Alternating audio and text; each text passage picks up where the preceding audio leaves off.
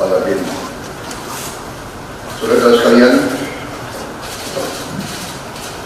sekarang saya kira adalah suatu momen bersejarah. Ini adalah sidang kabinet paripurna pertama yang saya pimpin. Kabinet yang kita sepakati, kita beri nama Kabinet Merah Putih untuk menjadi suatu simbol persatuan, simbol kebersamaan, simbol kebangsaan. Saya terus-menerus sudah beberapa tahun ini maju ke hadapan rakyat Indonesia, pada semua pemimpin politik, pemimpin masyarakat, pemimpin agama, pemimpin pengusaha. Saya terus-menerus menekankan pentingnya persatuan. Sumber kunci keberhasilan kebangkitan suatu bangsa dalam sejarah manusia berabad-abad, kuncinya adalah bila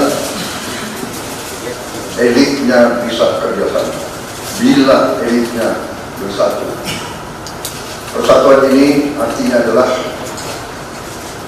kita bisa sepakati mana adalah kepentingan nasional yang inti, mana adalah kepentingan nasional yang vital bagi kelangsungan hidup bangsa kita. Kita masing-masing punya kepentingan politik masing-masing. Kita masing-masing punya kepentingan kelompok masing-masing. Tapi manakala kita sudah bicara tentang bangsa dan negara, kita harus sepakati kepentingan nasional yang vital. Saya meyakini bahwa kepentingan nasional vital kita tentunya harus kita sepakati adalah kemerdekaan dan keutuhan NKRI, keutuhan Negara Kesatuan Republik Indonesia. Dan untuk menjamin keutuhan dan kelangsungan hidup Negara Kesatuan Republik Indonesia, kita harus dengan handal, dengan cerdik, dengan pandai bisa menjaga dan mengelola kekayaan bangsa kita. Hanya apabila kita bisa menjaga dan mengelola dengan baik semua kekayaan kita, hanya dengan demikian kita bisa memberi pelayanan kepada rakyat kita. Kita bisa memberi kebutuhan hidup rakyat kita. Kita bisa membayar segala keperluan suatu negara modern. Dan diantaranya tentunya adalah menjamin kedaulatan bangsa. Saya ingatkan saudara-saudara sekalian, jangan sampai kita lupa dengan Undang-Undang Dasar kita sendiri, Undang-Undang Dasar 1945, yang jelas dalam pembukaannya tertera tujuan-tujuan nasional kita, di mana tujuan-tujuan nasional kita sangat jelas oleh pendiri-pendiri bangsa kita. Tujuan pertamanya adalah melindungi segenap bangsa Indonesia dan seluruh tumpah darah Indonesia. Ini tujuan nasional yang pertama untuk kita survive. Karena itu kita perlu memikirkan apakah kita sudah cocok atau tidak investasi kita kepada pertahanan bangsa Indonesia. Kedua, tentunya memajukan kesejahteraan umum.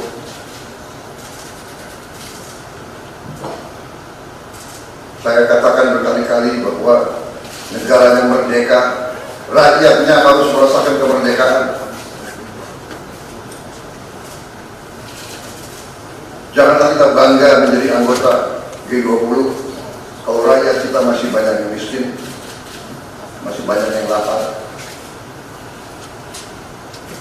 Mencerdaskan kehidupan bangsa mutlak. Pendidikan bagi kita adalah prioritas yang sangat tinggi. Saya kira ini terlihat komitmen kita kepada pendidikan. Kalau tidak salah, alokasi kita dalam anggaran 2025 untuk pendidikan salah satu tertinggi mungkin selama sejarah kita. Untuk pertama kali kita sudah 25%, bukan 20.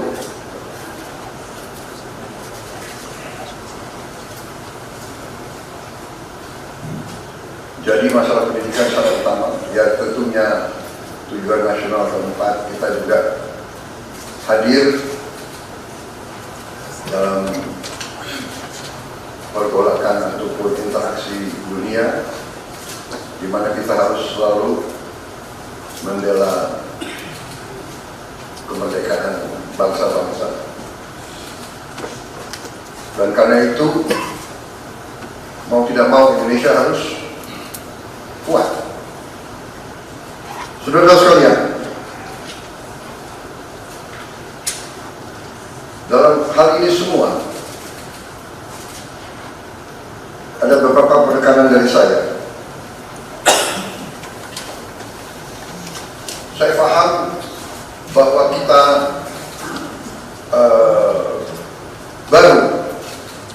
baru dilantik, saya saja baru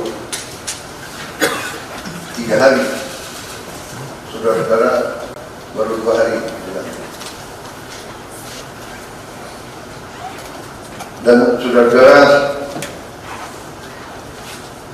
saya persilakan secepat mungkin, terutama bagi menteri-menteri yang baru, silakan konsolidasi sendiri, mengatur sendiri secepat mungkin administrasi saudara dan tim saudara di kementerian dan badan masing-masing. Penyusunan tim sangat penting. Tim yang baik, tim yang bisa kerjasama akan memudahkan kita mencapai target-target yang kita tentukan. Saudara-saudara, saya sangat mengutamakan kerjasama sebagai tim. Untuk itu, dalam waktu dekat, saya akan mengajak saudara-saudara ke Magelang, di mana kita akan melaksanakan beberapa hari menambah pembekalan. Kemudian kita akan adakan koordinasi di tempat di Magelang, Jawa Tengah, di kawasan Akademi Militer. Hal itu saya nilai bahwa banyak manfaat, akan membawa banyak manfaat, karena sesungguhnya lahirnya Republik kita memang proklamasi di Jakarta, tetapi ujian proklamasi berada di daerah-daerah di mana pejuang-pejuang kita melaksanakan perebutan kemerdekaan secara fisik. Dan daerah Magelang merupakan suatu sentra perlawanan kita perada penjajah mulai ratusan tahun, dikenal sebagai daerah perjuangannya Pangeran Diponegoro di antara 5 gunung. Itu saya kira cukup membawa suatu aura tradisi keberanian, tradisi heroisme, tradisi cinta tanah air. Saudara-saudara sekalian, jumlah anggota kabinet kita sebanyak 48 menteri. Juga ada badan-badan yang sangat strategis. Ini memang lebih banyak dari pemerintah sebelumnya.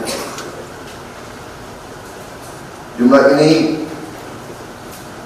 saya sadari memang bisa dianggap tergolong besar, tapi memang bangsa kita bangsa yang besar.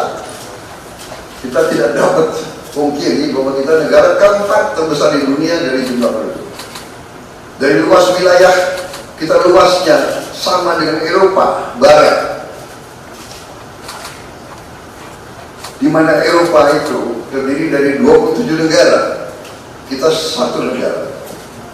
Mengelola Eropa itu membutuhkan 27 menteri keuangan, 27 menteri pertahanan, 27 menteri dalam negeri. Saudara-saudara, kita seluas Eropa. Saudara-saudara sekalian, kita juga memilih politik, sistem politik demokratis. Kalau kita negara otoriter, mungkin kita cukup menjalankan semua dengan jumlah penduduk yang sedikit.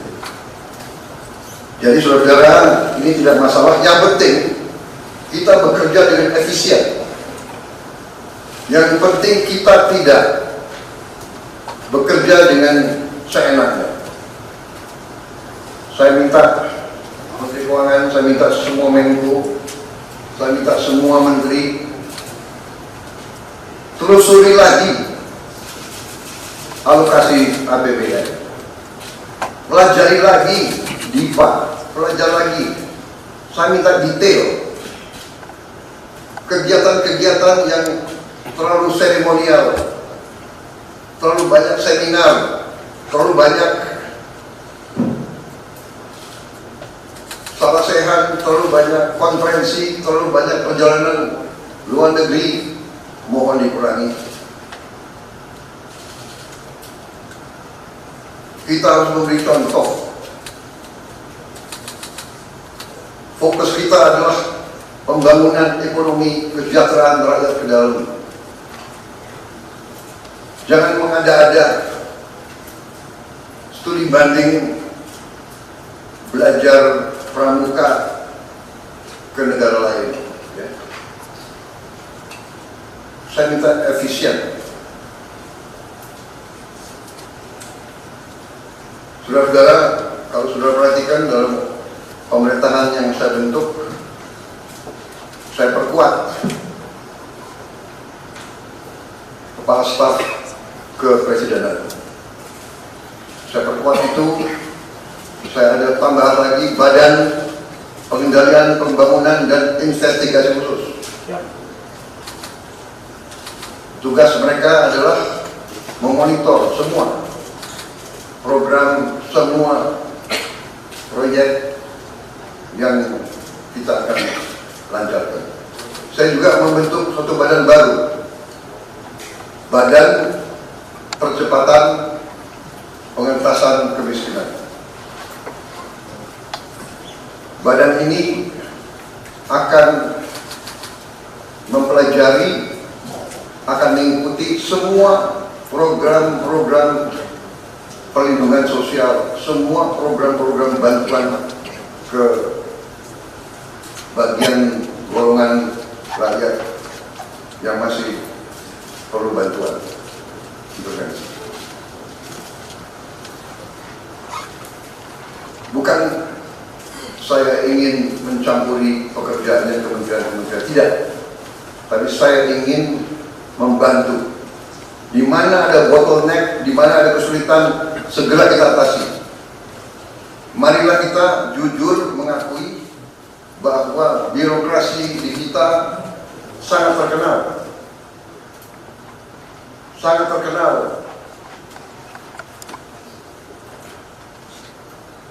Ribetnya. Sangat terkenal. Lambatnya. Bahkan ada pembicaraan oleh rakyat kita bahwa birokrasi pemerintah kita sering mempersulit, bukan mempermudah keperluan rakyat. Bahkan ada yang mengatakan kalau bisa dibikin sulit, kenapa dibikin mudah?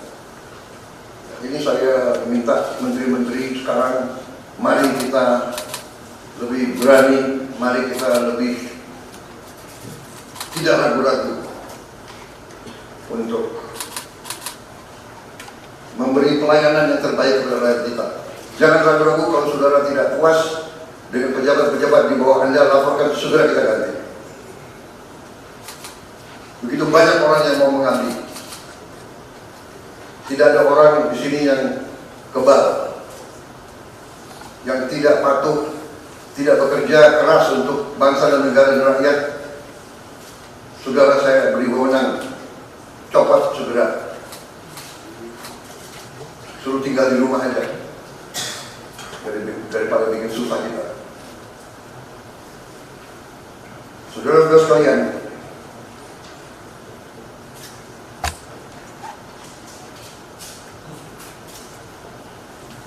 saya kira dalam waktu dekat saudara-saudara akan segera menyiapkan program kerja saudara masing-masing. Saya beri kesempatan segera, dan sewaktu-waktu terus saya akan panggil koordinasi. Tadi pagi sebelum sidang kabinet saya sudah koordinasi sama beberapa menteri, dengan Jaksa Agung, dengan BPKT, dan besok pun kita akan lanjutkan. Ada beberapa pengarahan dari saya, Menteri Bappenas,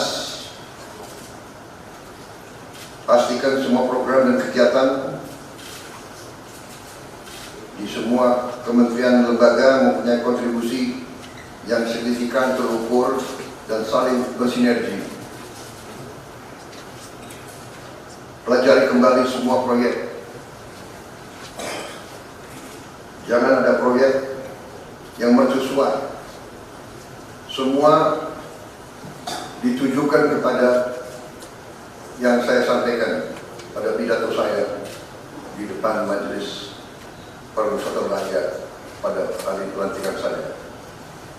Kita harus swasembada pangan. Itu prioritas dasar karena situasi global. Orang besar bisa pecah setiap saat. Kita harus jamin kemampuan kita memberi makan rakyat kita sendiri. Swasembada energi mutlak. Kita bersyukur kita punya sumber alam yang sangat besar. Kita sekarang tidak boleh ragu-ragu memanfaatkannya sebaik-baiknya.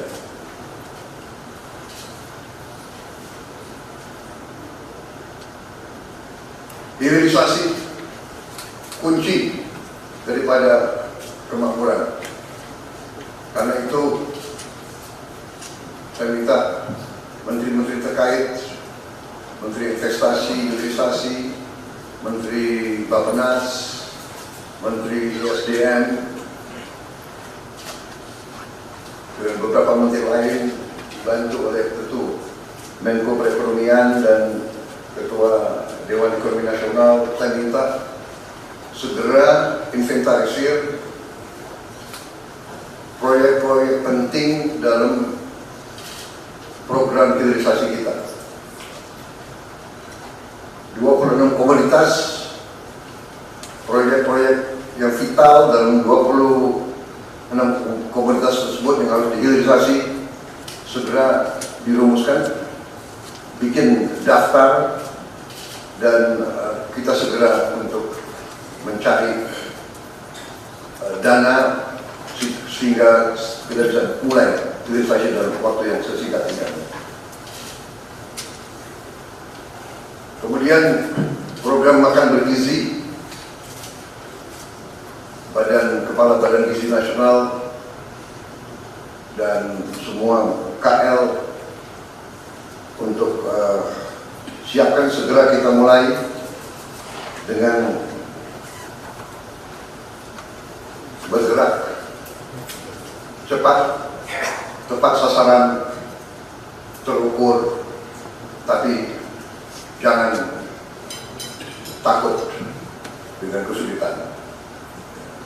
Saya masih mendengar beberapa tokoh meragukan kemampuan kita untuk laksanakan itu. Saya tidak katakan bahwa ini bisa selesai dalam 1 minggu, 2 minggu, atau 3 bulan. Tidak ada di antara kita yang punya tongkat Nabi Sulaiman. Tapi kita bisa berhitung, kita bisa mengelola, kita bisa alokasi dana, kita bisa kerahkan sumber daya, dan kita akan mencapai target yang kita tentukan.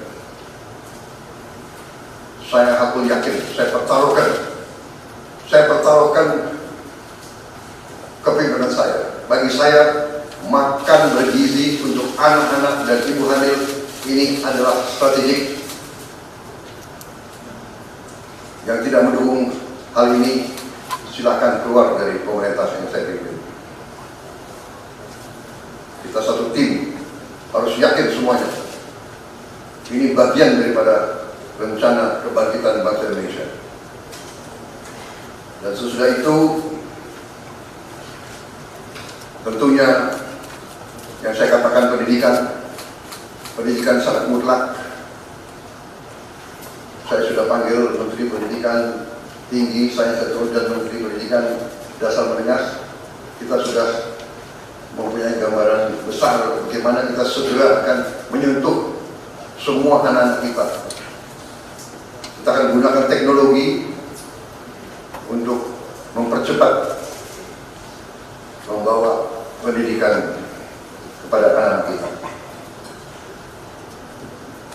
Dan ini sesudah itu tentunya kesehatan juga penting. Demokratisasi yang paling cepat, yang paling dirasakan oleh rakyat adalah pendidikan dan kesehatan. Kalau kita bisa memberi pendidikan yang terbaik untuk anak-anak kita, kesehatan yang memadai untuk seluruh rakyat kita, itu adalah demokrasi yang sebenarnya.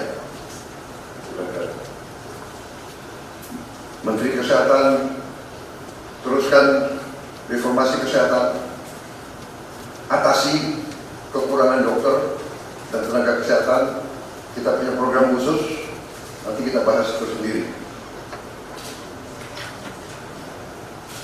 Ini semua harus ditopang oleh pertahanan yang kuat, penegakan hukum yang tidak ragu-ragu.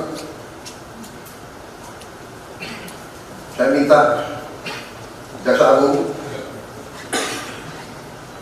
Kapolri, BPKP, Badan Intelijen Negara fokus. Ancaman yang berat bagi kita, judi online, narkoba, penyelundupan, penyelewengan, korupsi, kebocoran.